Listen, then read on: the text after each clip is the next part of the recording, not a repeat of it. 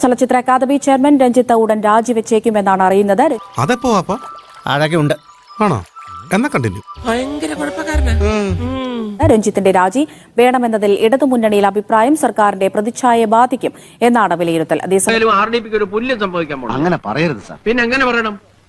ഞാൻ നമ്മുടെ പാർട്ടിയുടെ ഇമേജ് വർദ്ധിപ്പിക്കാൻ വേണ്ടി ആലോചിക്കുമ്പോ ഏത് സ്ഥാപനത്തിനും ചീത്തപ്പേരുണ്ടാക്കാൻ കച്ച കെട്ടി നടക്കുന്ന ചില ചെറ്റകളുണ്ടാവും. ഇവിടെയുണ്ട്.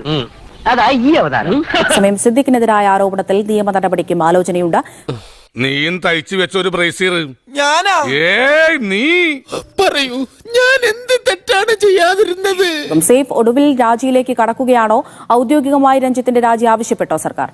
നിലപാട് എന്താന്നുള്ളത് ജനങ്ങളെ അറിയിക്കണം. പാർട്ടി ആർക്കൊപ്പമാണ്, ജനങ്ങൾക്കൊപ്പമാണെന്നുള്ളത് അവരെ ബോധ്യപ്പെടുത്തണം. ഇതിലും വലുതെന്തോ വരായിരുന്നോ? ഇതിലും വലുതല്ലാണ് വരാനുള്ളത്. സുനാമിയോ? ചലച്ചിത്ര അക്കാദമി ചെയർമാൻ സ്ഥാനത്ത് നിന്ന് രഞ്ജിത്ത് ഉടൻ രാജിവെച്ചേക്കും. ഒരുപക്ഷെ നാളെ തന്നെ രാജി ഉണ്ടാകും എന്ന് തന്നെയാണ് നമുക്ക് ലഭ്യമാകുന്ന വിവരം. ഇടതുമുന്നണിയുടെ പ്രതിച്ഛായ ആകെ ബാധിക്കുന്ന വിഷയമായി അത് മാറി എന്ന് ഇടതുമുന്നണി കേന്ദ്രങ്ങൾ പൊതുവെ വിലയിരുത്തുന്നുണ്ട്.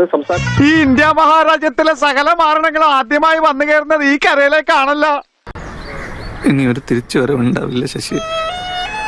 സംസ്ഥാന സർക്കാരിന്റെ ഇടത് പുരോഗമന പ്രസ്ഥാനത്തിന്റെ പൊതുവെയുള്ള നിലപാടിനെ ബാധിക്കുന്ന തരത്തിലാണ് രഞ്ജിത്തിന് ഇടപെടൽ ഉണ്ടായത്. ഉണ്ടായിരുന്നത് RDP എന്നൊരു പാർട്ടി മാത്രമായിരുന്നു. അവരുടെ അഴിഞ്ഞാട്ടമായിരുന്നു. Revolutionary democratic പാർട്ടിയാണത്രേ. എന്ത് റവല്യൂഷണറി, എന്ത് ഡെമോക്രസി എന്നാണ് ഞാൻ ചോദിക്കുന്നത്. രാജിവെച്ചേക്കും എന്ന് തന്നെയാണ് നമുക്ക് ലഭ്യമാകുന്ന വിവരം. അതേസമയം തന്നെ നടൻ സിദ്ദീഖിനെതിരെ കേസെടുക്കുന്നതിനെ കുറിച്ചുള്ള ആലോചനകളും സർക്കാർ തലത്തിൽ സജീവമാണ്. വേണം അത് വേണം, അതില്ലാതെ പറ്റുകയില്ല. കാരണം ഒരു യുവനടി സിദ്ദീഖിനെതിരെ ഗുരുതരമായ ആരോപണങ്ങൾ ഉന്നയിച്ചിട്ടുണ്ട്. രഞ്ജിത്തിനെതിരെ ഉന്നയിച്ച ആരോപണങ്ങൾ പോലെ തന്നെയാണ് ഈ ആരോപണങ്ങളും വരുന്നത്. അതിനകത്ത് അപ്പൊ പറഞ്ഞു വരുമ്പോ നമ്മൾ ഒരേ റൂട്ടിൽ ഓടുന്ന വണ്ടികളാണല്ലേ. സിദ്ദീഖിനെതിരായ നിയമ നടപടി നടക്കുമ്പോൾ സ്വാഭാവികമായിട്ട് രഞ്ജിത്തിനെതിരായ നിയമ നടപടിയും സംസ്ഥാന സർക്കാർ ആലോചിക്കേണ്ടി വരും. അങ്ങനെ രണ്ടു തരത്തിലുള്ള പ്രധാനപ്പെട്ട നീക്കങ്ങളിലേക്കാണ് സംസ്ഥാന സർക്കാർ ഈ ഘട്ടത്തിൽ കടക്കുന്നത്.